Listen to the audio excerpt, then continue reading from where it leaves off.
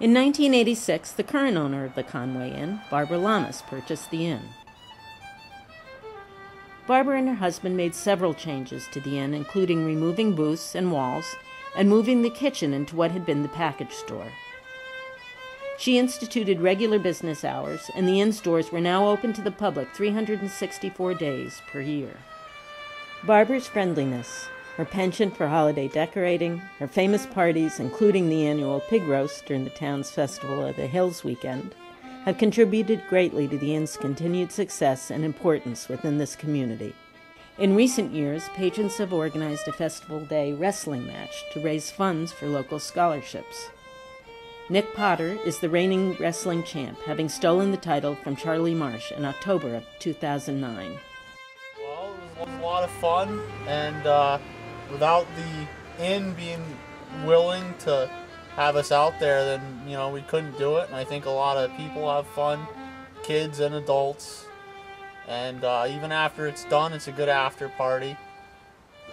Yeah, youth probably has a lot to do with it, and yeah, I mean, Charlie was a good sport, willing to go out there and do it. I don't think he intended on wrestling this year, but I'm glad he did, because I wouldn't want to wrestle anyone else. It was a lot of fun. We just said, good luck, and, we're not going to hurt each other, because we both have to work for a living, and, we knew we were going to be friends afterwards, so just kind of agreed that it was for, the festival, and so people could have a good time. Some memories of the Lamas era, like the inflatable guest bartender or the story about the bullet hole in the men's room wall, have become instant legends. Here's the bullet hole. Somebody was in here cleaning out a .38 caliber, and it went right through there. And this is years ago, but it shot right through there and went outside the other wall.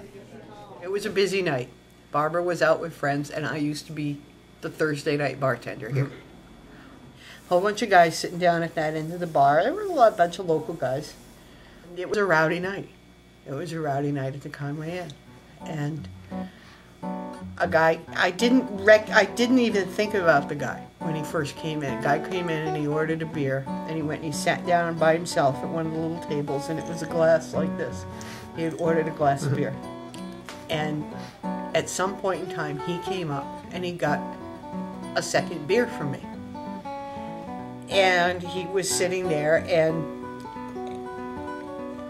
apparently he must have gone to the bathroom, but I didn't see him go into the bathroom. And I heard what I thought was one of the kids letting off an M80 in the bathroom. But when I heard it, I went down to that end of the bar and I started yelling at these guys who were all glumped together down at the end of the bar.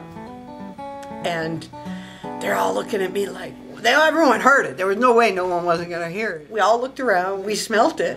We all thought someone, but everybody denied it. And then the whole night went on until, and then I never gave this guy another thought that night until I remembered cleaning up. I was helping Barb clean up, and I noticed that he had left a full beer on the table. And I just thought, that's weird.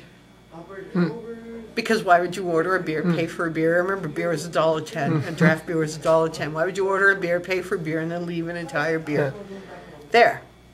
It was only the next day when I was talking to Barbara on the phone, and she mentioned the bullet hole. And I said, what bullet hole? All the pieces started to come together. And I remembered, I said, I wonder if it was that guy, because I had never seen him before. This is a pretty small town. It's pretty small.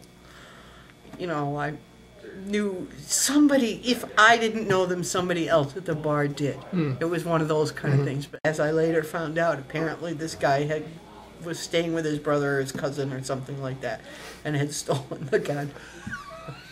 I don't know what he was going to do with it.